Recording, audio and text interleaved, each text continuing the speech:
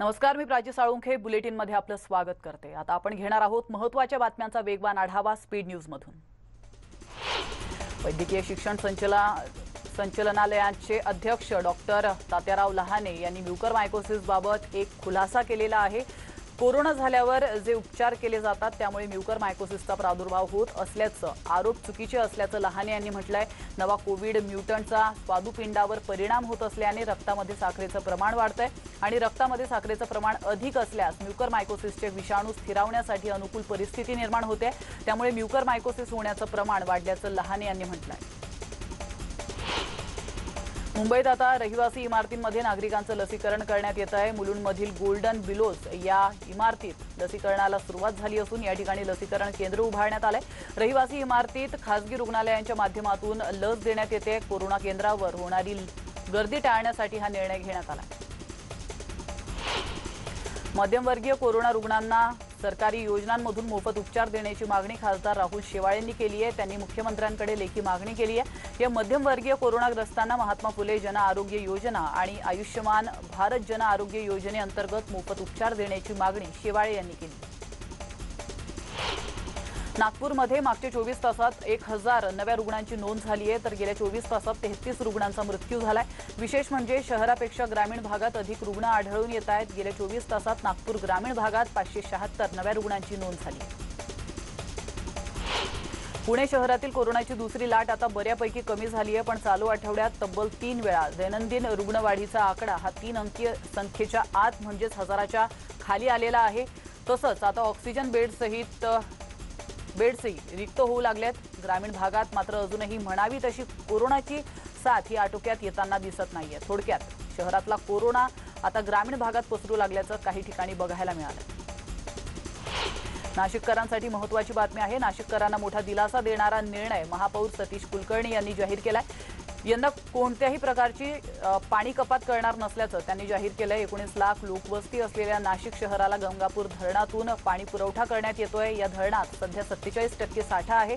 महापौर सतीश कुलकर्णी यांनी धरण पाणलोट क्षेत्राची पाहणी केली आहे। कोरोना रुग्णांकडून अवाजवी बिल आकारणाऱ्या नाशिकमधील मेडिसिटी आणि रमालयम या 2 रुग्णालयांची मान्यता रद्द करत गुन्हा दाखल करण्याचे आदेश पालिका आयुक्त कैलास जाधव यांनी दिले आहेत। न्यूज 18 लोकमतने गेल्या 8 दिवसांपूर्वी नाशिकमधील याच मेडिसिटी हॉस्पिटलमध्ये एका रुग्णाला डांबून ठेवल्याची बातमी दाखवली होती। यानंतर पालिका प्रशासनाने हे कठोर पाऊल उचललेलं आहे। याविषयी पालिका आयुक्त कैलास जाधव यांनी माहिती दिली आहे। धुळे जिल्ह्यात लहान मुलांना कोरोनाची लागण झाल्याचं समोर आलंय। या ठिकाणी 20 बालकांसह मुलांवर उपचार सुरू आहेत। हिरे वैद्यकीय महाविद्यालयात उपचार सुरू असून बालरोग अतिदक्षता कक्षाचं काम सुरू असल्याची माहिती अधिष्ठाता पल्लवी साफळे यांनी दिली आहे। लहान मुलांमध्ये कोरोना इन्फेक्शनचा धोका वाढलाय। कोरोना विषाणूच्या या दुसऱ्या लाटेत मोठ्या संख्येने मुले देखील संक्रमित होत आहेत। तिसऱ्या लाटेचाही लहान मुलांना धोका असल्याचं भाकीत वर्तवण्यात आलंय आणि त्या अनुषंगाने आता लहान मुलांसाठी स्वतंत्र मार्गदर्शक तत्त्वे देखील जारी करण्यात आली आहेत। तर एकीकडे कोरोना बाधितांच्या संख्येत भर पडत असली तरी कोरोनावर मात करणाऱ्यांची संख्या ही मोठी आहे। ज्येष्ठ नागरिक आणि सिटी स्कोअर अधिक असलेले रुग्णही आत्मविश्वास आणि जिद्दीच्या बळावर उपचाराला सकारात्मक प्रतिसाद देत कोरोनावर मात करून घरी परततायत। अशाच जयवंताबाई रंजवे या 101 वर्षांच्या वृद्ध आजीने कोरोनाला धोबी पछाड देत त्यावर मात केली। जळगावमध्ये कोरोना रुग्णांची संख्या घटत असून मृत्यूदर मात्र चिंता वाढवणारा आहे। टेस्टची संख्या देखील कमी करण्यात आली आहे। जळगाव जिल्ह्यामध्ये नोंदणीकृत 125 कोविड हॉस्पिटल होते, याची संख्या घटून आता 103 हॉस्पिटलपर्यंत आली आहे। अहमदनगर जिल्ह्यामध्ये कोरोना बाधित रुग्णांची संख्या नगर शहरात कमी झालेली आहे, तर दुसरीकडे ग्रामीण भागात रुग्णसंख्या वाढत चालली आहे। मागील 5 दिवसात 13,174 नवीन कोरोना बाधित रुग्ण सापडले असून 169 रुग्णांचा मृत्यू झालाय। कोरोना बाधित रुग्णांची संख्या ग्रामीण भागात मोठ्या प्रमाणावर वाढत असल्याने प्रशासनाची चिंता वाढली आहे। प्रशासनाने कडक लॉकडाऊनची अंमलबजावणी सुरू केली आहे। तर रत्नागिरी जिल्ह्यात कोरोना बाधित रुग्णांची संख्या चांगलीच वाढली आहे। जिल्ह्यात जवळपास 50% लोकांना होम आयसोलेशनमध्ये ठेवण्यात आले। नियमांचे अनेक ठिकाणी सर्रास उल्लंघन होत असलेलं पाहायला मिळतंय। अत्यावश्यक कारणांच्या नावाखाली लोक बाजारात गर्दी करताना पाहायला मिळतात। दरम्यान वाढती रुग्णसंख्या पाहता लोकांनी नियम पाळण्याचं आवाहन करण्यात येत आहे। एकीकडे राज्यात कोरोना बाधित रुग्णांच्या संख्येत हळूहळू घट व्हायला लागली असली तरी अमरावती जिल्ह्यात मात्र अजूनही कोरोना रुग्णांची संख्या वाढतच चालली आहे। त्यामुळे कदाचित या व्हायरसने नवीन म्युटेशन तर केलं नाही अशी शंका टास्क फोर्सला येते आणि त्यामुळे ही चिंताजनक बाब आहे। तर अमरावती जिल्ह्यात कोरोनाचा प्रादुर्भाव हा प्रामुख्याने ग्रामीण भागात होताना दिसतोय।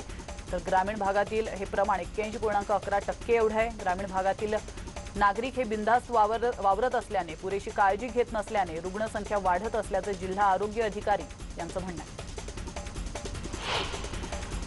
बुलडाणा जिल्ह्यातील कोरोना परिस्थिती नियंत्रणात येत असल्याचं चित्र दिसतंय। प्रशासनाच्या 10 दिवसाच्या सलग लॉकडाऊनचा परिणाम आता दिसू लागलाय। बुलडाणा जिल्ह्यात आता गाव तिथं तपासणी टेस्ट करण्याचे नियोजन केले असून जिल्ह्यात आता रुग्ण बरे होण्याचं प्रमाण हे दिसू लागलंय। लहान मुलांवरील कोविड उपचारांसाठी बालरोग तपासणी कक्ष तयार ठेवण्याचे आदेश बुलडाण्याचे पालकमंत्री डॉक्टर राजेंद्र शिंगणे यांनी दिलेत। देशात पुढील 6 ते 7 महिन्यात कोरोना विषाणू प्रादुर्भावाची तिसरी लाट येण्याची शक्यता तज्ज्ञांनी व्यक्त केली आहे। या लाटेमध्ये लहान मुले प्रादुर्भावग्रस्त होणार असल्याची शक्यताही वर्तवण्यात आली आहे। त्यासाठी जिल्ह्यातील रुग्णालयांमध्ये विशेष बालरोग तपासणी कक्ष तयार करण्यात यावेत, तसंच बेडची व्यवस्था करण्यात यावी अशी सूचना राज्याचे अन्न आणि औषध प्रशासन मंत्री तथा जिल्ह्याचे पालकमंत्री डॉक्टर राजेंद्र शिंगणे यांनी दिल्या। सांगलीत कोरोना रुग्णांची संख्या वाढली आहे। 16 दिवसात 1434 नव्या रुग्णांची भर पडली आहे। जिल्ह्यात 26 मे पर्यंत लॉकडाऊन लावण्यात आलेला आहे। जत, वाळवा, मिरज ग्रामीण आणि सांगलीमध्ये रुग्ण आढळून आले। उस्मानाबादमध्ये कोरोनाचा धोका कायम आहे। दरम्यान उस्मानाबादमध्ये 1 जून पर्यंत लॉकडाऊन वाढवण्यात आला आहे। तर आज आणि उद्या कडक लॉकडाऊन असणार आहे। उस्मानाबाद जिल्ह्यात आता प्रशासनाने दिवसाला 3000 चाचणी करण्याचे नियोजन केले असून जिल्ह्यात आता रुग्ण होण्याचे प्रमाण हे वाढलं असून पॉझिटिव्हिटी दर हा 31% वरून 18% पर्यंत पोहोचला। उस्मानाबाद जिल्ह्यात संभाव्य तिसऱ्या लाटेच्या पार्श्वभूमीवर प्रशासन सतर्क झालं असून जिल्ह्यातील कोरोना पॉझिटिव्ह दर हा 18% वरून 5% पर्यंत येईपर्यंत जागरूक राहण्याचं आवाहन जिल्हाधिकारी कौस्तुभ दिवेगावकर यांनी प्रशासकीय यंत्रणांसह नागरिकांना केलेलं आहे। जिल्ह्यातील प्रमुख अधिकाऱ्यांची बैठक घेऊन हे आवाहन त्यांनी केलंय। आता चाचण्यांचं प्रमाण दुप्पट करण्यात येणार असून ग्रामीण आरोग्य केंद्रात देखील 10 ऑक्सिजन बेड्स तयार करणार असल्याची माहिती दिवेगावकर यांनी दिली आहे। धुळे जिल्ह्यात कोरोनाच्या दुसऱ्या लाटेत रुग्णसंख्या कमी होत असताना लहान मुलं देखील कोरोना बाधित होत असल्याचं समोर आलंय। संभाव्य तिसरी लाट ही लहान मुलांसाठी अतिशय धोकादायक असल्याचा अंदाज आरोग्य तज्ज्ञांकडून व्यक्त केला जातोय। याच पार्श्वभूमीवर जिल्हा प्रशासनाने तयारी सुरू केली आहे। धुळ्यातील भाऊसाहेब हिरे शासकीय वैद्यकीय महाविद्यालयाच्या बालरोग विभागात सध्या विविध लक्षणं असलेल्या 20 संशयित बालकांसह मुलांवरती उपचार सुरू असून जिल्ह्यात कोविडमुळे अद्याप एकाही बालकाचा किंवा मुलाचा मृत्यू झाला नसल्याची माहिती हिरे वैद्यकीय महाविद्यालयाच्या अधिष्ठाता डॉक्टर पल्लवी साफळे यांनी दिली। बीड जिल्ह्यात कोरोनाचा वाढता आलेख गेल्या 4-5 दिवसात कमी होत असल्याचं चित्र आहे। मात्र मार्च, एप्रिल, मे महिन्यात सर्वात जास्त रुग्ण आढळून आलेत। दरम्यान संभाव्य तिसऱ्या लाटेच्या पार्श्वभूमीवर प्रशासन सतर्क आहे। लहान मुलांमध्ये कोरोनाचं प्रमाण आढळून येत असल्यानं प्रशासनाकडून उपाययोजना करण्याचं काम आता युद्ध पातळीवर सुरू आहे। अकोला जिल्ह्यात कोरोनाचा कहर काही कमी होताना दिसत नाहीये। रुग्णसंख्याही वाढत आहे आणि सोबतच मृत्यूचं प्रमाणही वाढत चाललंय। तपासण्या मोठ्या प्रमाणात सुरू आहेत, उपचारही सुरू आहेत, मात्र आकडेवारी कमी होत नाहीये।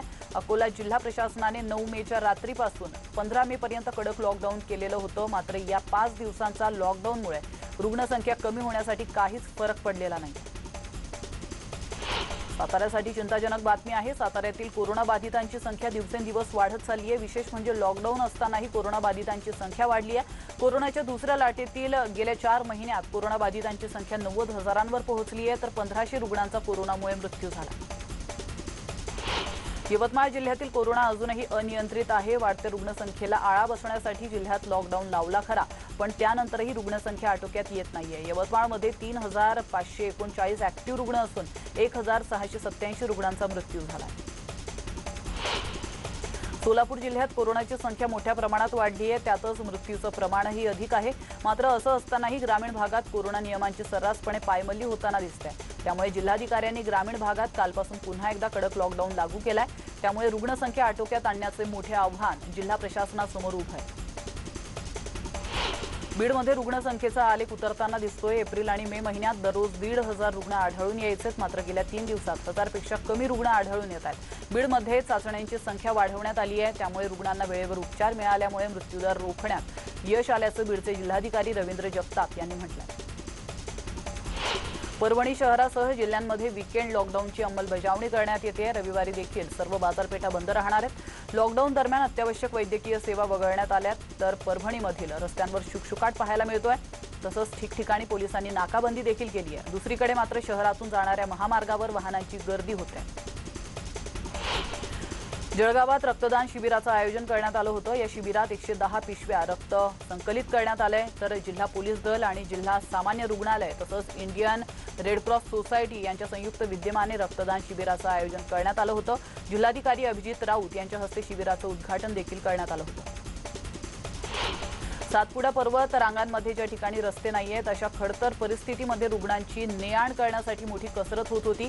यावर मात करण्यासाठी आता नंदुरबार आरोग्य प्रशासनाने आपल्या ताफ्यात रुग्णांची ने-आण करण्यासाठी बाईक अँब्युलन्सचा समावेश केलाय। पालकमंत्र्यांच्या हस्ते याचं लोकार्पण करण्यात आले, तर त्यांनी 10 बाईक्सचं लोकार्पण केलंय।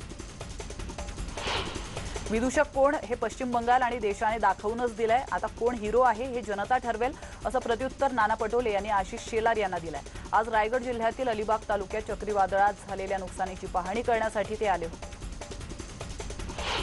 उद्धव ठाकरेंनी 2 दिवसात पंचनामे करून मदत जाहीर करण्याचं सांगितलं होतं, मात्र 2 दिवसात पंचनामे होण्यासाठी त्यांनी 3 दिवस जायला हवं होतं, असा टोला चंद्रकांत पाटलांनी मुख्यमंत्र्यांना लगावला आहे। तर दुसरीकडे त्यांनी राष्ट्रवादीचे सर्वेसर्वा शरद पवारांचं कौतुक देखील केलंय। शरद पवार आमचे राजकीय दृष्ट्या कितीही विरोधक असले तरी लातूर भूकंपाच्या वेळी शरद पवारांनी लातूरला आपलं हेडक्वार्टर केलं होतं आणि परिस्थिती आटोक्यात आणली होती, असं चंद्रकांत पाटील म्हणाले। तौक्ते चक्रीवादळाचा मुंबईला जोरदार तडाखा बसलेला आहे। किनारे आणि खाडी किनाऱ्यावरील कोळी नागरिकांचं यामुळे नुकसान झालंय। मुंबईच्या ट्रॉम्बे जेट्टी इथल्या काही बोटींचं देखील नुकसान मोठ्या प्रमाणात झाल्याचं आपण या दृश्यांच्या माध्यमातून पाहू शकतो। जाळ्या फाटल्या आहेत, तसंच यंत्रांमध्ये बिघाड झालाय। आधीच कोरोना प्रादुर्भावामुळे मासे विक्रीवर निर्बंध आणण्यात आले होते, त्यामुळे इथल्या नागरिकांवर उपासमारीची वेळ देखील आली होती आणि त्यामुळे आता तरी शासनाने आमची मदत करावी अशी विनंती आता हे मच्छीमार करू लागले। तौक्ते चक्रीवादळात 2 जणांचा मृत्यू झालाय, तर यात 9 व्यक्ती जखमी झाल्यात। जिल्ह्यात एकूण 17 जणांचं पूर्ण नुकसान झालंय, तर 7,865 घरांचं काही प्रमाणात नुकसान झालंय। या वादळात 1,000च्या वर झाडांचं देखील पूर्णपणे नुकसान झालं। मागासवर्गीय पदोन्नती आरक्षणासंदर्भात 2 दिवसांपूर्वी उपमुख्यमंत्री अजित पवार यांच्याशी चर्चा झाल्याची माहिती नितीन राऊतांनी दिली आहे। यातील कायदेशीर बाबी तपासल्या जाणार असून त्यांना या संबंधित पत्र देण्याची माहिती यावेळी नितीन राऊतांनी दिली आहे। मंत्रिमंडळातील उपसमितीची बैठक घेण्याची विनंती केली असून या बैठकीत निर्णय घेणार असल्याची देखील माहिती त्यांनी दिली। निळवंडे प्रकल्पासाठी 500 कोटींचा निधी दिला असून जून 2022 पर्यंत काम पूर्ण करणार असल्याची ग्वाही जलसंपदा मंत्र्यांनी दिली आहे। काम पूर्ण करण्यासाठी वाढीव मदत लागली तर ती देणार असल्याचं जलसंपदा मंत्री जयंत पाटील यांनी म्हटलंय। आज अहमदनगर जिल्ह्यातील निळवंडे धरणाच्या कामाची पाहणी केल्यावर त्यांनी यासंबंधीची माहिती दिली। गडचिरोली जिल्ह्यात झालेल्या चकमकीनंतर मोठ्या प्रमाणात शस्त्रसाठा सापडला होता, त्यात एक कुकर बॉम्बही जवानांना आढळला होता। त्या कुकर बॉम्बला घटनास्थळी स्फोट करून निष्क्रिय करण्यात आले। या स्फोटाने जंगल परिसर हादरून गेला होता। गडचिरोली जिल्ह्यातील जंगलात माओवाद्यांचा खात्मा करणाऱ्या जवानांचं शुक्रवारी संध्याकाळी जल्लोषात गडचिरोलीत स्वागत करण्यात आलंय। C60 कमांडो हे माओवाद विरोधी विशेष पथक असून शुक्रवारी जवान पोलीस मुख्यालयात पोहोचताच गडचिरोली पोलिसांच्या बँड पथकाकडून वाजत गाजत त्यांचं स्वागत करण्यात आलं। यावेळी मुख्यालयातील जवानांसह वरिष्ठ अधिकाऱ्यांनी टाळ्या वाजवून त्यांचं स्वागत केलं। इथे घेतो एक छोटासा ब्रेक, लगेचच परत येतोय। तुम्ही कुठेच जाऊ नका, पाहत रहा स्पीड न्यूज।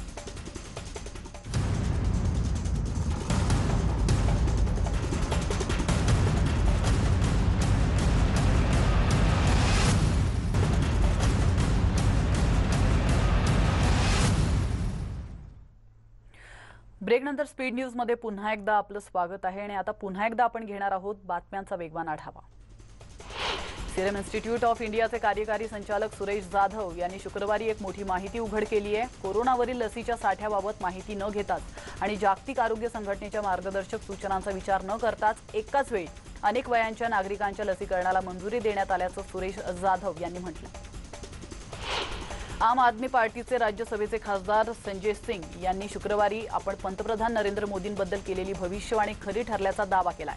सिंग यांनी मागील महिन्यातच पंतप्रधान नरेंद्र मोदी देशातील कोरोना परिस्थिती संदर्भात बोलताना टीव्हीवर येऊन रडतील असं म्हटलं होतं। शुक्रवारी पंतप्रधान नरेंद्र मोदी यांनी व्हिडिओ कॉन्फरन्सिंगच्या माध्यमातून डॉक्टरांशी संवाद साधला आणि यावेळी मोदींचा कंठ दाटून आल्याचं पाहायला मिळालंय। मोदींना आलेला हा गहिवर सध्या इंटरनेटवर चर्चेचा विषय ठरतोय।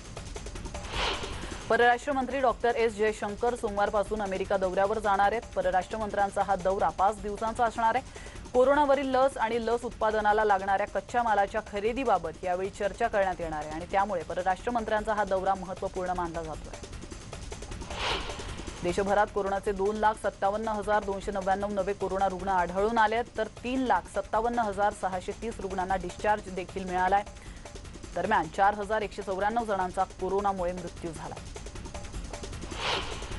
कोरोना व्यवस्थापनासंबंधी प्रकरणांवर सुनावणी करताना सुप्रीम कोर्टाने हायकोर्टांना सुनावलेलं आहे, काही सूचना केलेल्या आहेत। सर्व हायकोर्टांनी आपले आदेश देण्यापूर्वी त्याच्या व्यावहारिकतेवर विचार केला पाहिजे आणि असे आदेश देऊ नये जे लागू करणं अशक्य आहेत असं देखील सुप्रीम कोर्टाने म्हटलंय। एअर इंडियाच्या सर्व्हरवर सायबर हल्ला झाल्याची धक्कादायक माहिती समोर आली आहे। फेब्रुवारी 2021 च्या शेवटच्या आठवड्यात हा हल्ला करण्यात आला असून ऑगस्ट 2011 ते 3 फेब्रुवारी 2021 या कालावधीतील 45 लाख लोकांची माहिती लीक झाली असल्याचं एअर इंडियानं म्हटलंय। शाही INS राजपूत युद्धनौका अखेरीस नौदलामधून सेवामुक्त झाली आहे। 41 वर्ष या युद्धनौकेनं नौदलात सेवा दिली होती, त्यानंतर आता ही युद्धनौका सेवामुक्त झाली आहे। आणि यासोबतच स्पीड न्यूज मध्ये वेळ झाली इथंच थांबण्याची, मात्र तुम्ही कुठे जाऊ नका, पाहत रहा न्यूज 18 लोकमत।